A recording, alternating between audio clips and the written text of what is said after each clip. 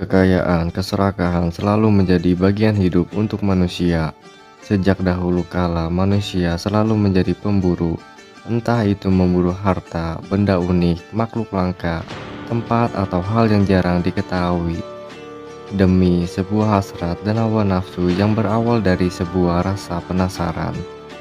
Mencari hal baru yang jarang diketahui memanglah menarik. Bagaimana kalau kita pergi ke Amerika Serikat, sebuah negara adikdaya yang unik, dan kita menemukan sebuah perusahaan gula terbesar di dunia bernama WWE.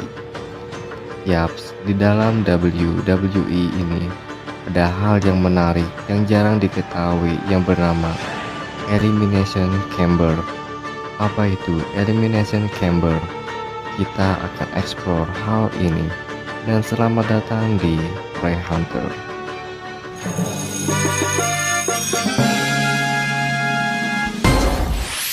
Elimination Chamber adalah salah satu gimmick pertandingan terbesar dalam WWE. Permainan ini adalah sebuah jalan untuk menuju WrestleMania, sebuah event terbesar dalam WWE. Permainan ini sudah ada sejak diperkenalkan oleh Eric Bischoff dan Triple H pada bulan November 2002 dan telah menghasilkan banyak rekor, statistik penting, dan trivia menarik selama bertahun-tahun. Pada episode Raw tanggal 21 Oktober 2002, General Manager Raw bernama Eric Bischoff mengumumkan bahwa pertandingan Elimination Chamber pertama akan diadakan di Survivor Series. Bischoff melakukan ini karena ia ingin pertandingan Elimination Chamber menjadi lebih baik daripada pertandingan Hell in a Cell milik brand SmackDown di No Mercy. Pada episode Raw tanggal 28 Oktober, Bischoff menyatakan bahwa Elimination Chamber akan menjadi kombinasi dari pertandingan unik seperti Royal Rumble, Survivor Series, dan War Games milik WCW, di mana penghitung waktu mundur berasal dari Royal Rumble dan War Games, format kandang tertutup dari War Games, dan proses eliminasi dari Royal Rumble dan Survivor Series. Bischoff juga menambahkan bahwa pertandingan tersebut akan melibatkan 6 pegulat. Peserta tersebut yaitu Triple H, Chris Jericho, Booker T, Rob Van Dam, Ken, dan Shawn Michaels. Dan bagaimana cara permainan ini berjalan? Dalam Elimination Chamber ini, ring dikelilingi oleh sangkar burung yang terbuat dari rantai yang saling terkait, ditutup oleh atap berbentuk kubah. Struktur tersebut juga meluas ke area sisi ring dengan platform baja, disebut dengan grates. Semuanya setinggi apron ring. Struktur kamar eliminasi terbuat dari 16 rangka baja yang dicat hitam, masing-masing berbobot 300 pon. Kamar ini memiliki tinggi 16 kaki, diameter 36 kaki, dan berat total sekitar 15 ton. 10 ton diantaranya terbuat dari baja. Rantai yang membentuk dinding kandang membentang lebih dari 2 mil dan berat 5.400 kg. Pertandingan ini melibatkan 6 pegulat. 2 peserta memulai pertandingan di atas ring, sementara 4 peserta lainnya dikurung di dalam bilik kaca plexiglass kecil yang disebut dengan pods, yang ditempatkan di keempat sudut ring.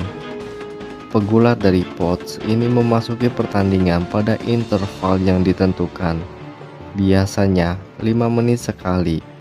Pegulat dapat mengeliminasi bahkan sebelum semua peserta masuk. Tentu saja tidak ada hitungan mundur atau count out karena kandang tertutup.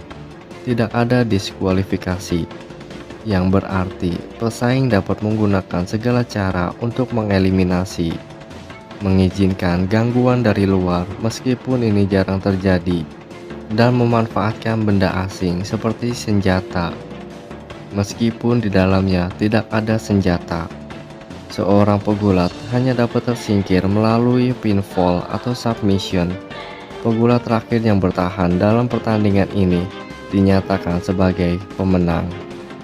Pemenang dalam pertandingan ini bisa langsung mendapatkan gelar juara jika itu yang diperebutkan.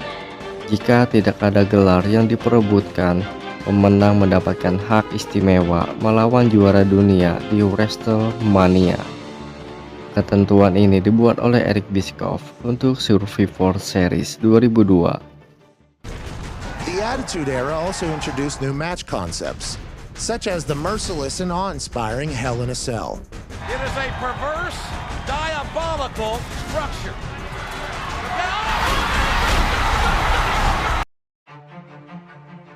Ada sebuah varian dari pertandingan ini bernama Extreme Elimination Chamber yang hanya terjadi satu kali pada acara pay-per-view bernama December to Dismember tahun 2006 dari daftar pegulat ECW.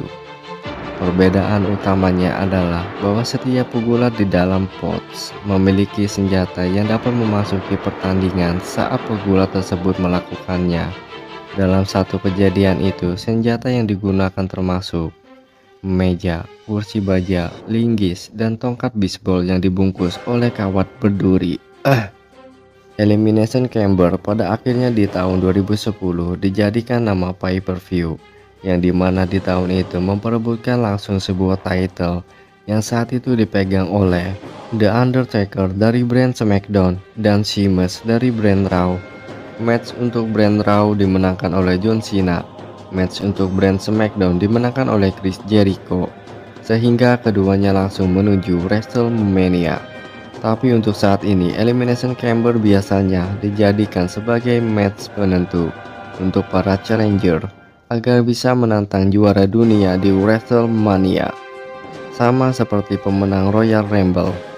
Dan yang terbaru adalah kemenangan John Cena di bulan Maret kemarin, di mana John Cena mengeliminasi CM Punk dan memenangkan pertandingan. John Cena akan berhadapan dengan Cody Rhodes, pemegang WWE title di WrestleMania.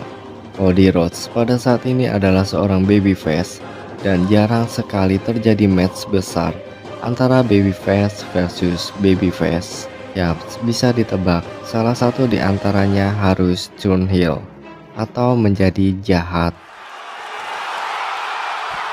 Sehingga penonton dikejutkan oleh John Cena yang turn heel, menjadikan Elimination Chamber 2025 sangat memorable dan akan selalu diingat dengan turn heel yang dilakukan oleh John Cena. Karena sepanjang karirnya dalam dunia gulat, John Cena sangat dikenal sebagai top babyface atau disukai anak-anak, menjadikan sebuah hal baru dan menarik ketika John Cena harus menjadi jahat di Elimination Chamber. Oke, terima kasih sudah menonton video ini, dan jangan lupa like, subscribe, dan komen. Akan lanjut lagi di minggu depan untuk memburu dan mengeksplorasi banyak hal unik di dunia ini yang luas, yang jarang diketahui, karena kita pemburu. Nantikan and see you.